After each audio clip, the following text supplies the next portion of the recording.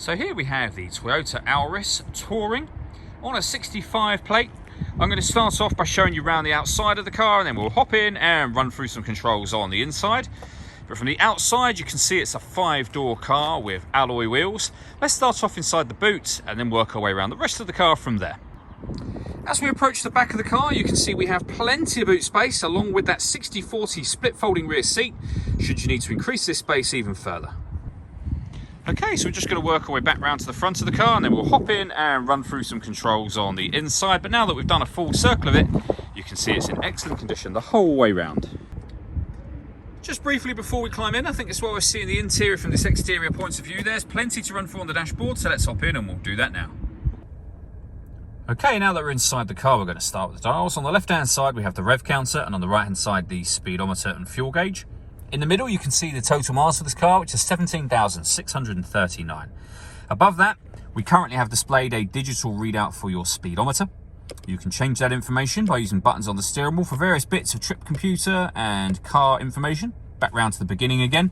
And the buttons that I was using to do that are just here. You can reset trip computer from there.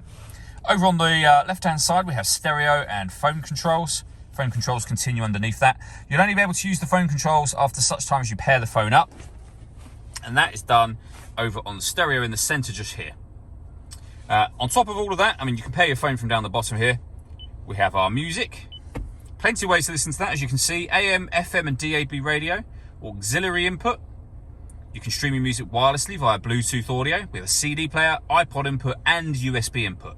So as I say, loads of ways to listen to your music. And on top of that, up on this screen, we can also have our full color reversing camera with guidelines that show you what direction the car is headed in relation to the image being shown on the screen.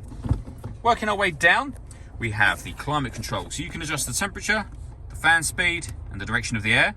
When you're happy with those settings, that button turns your air conditioning off, back on again. Or hit auto. The car will now maintain the temperature you've asked for by taking full control of the fan speed for you.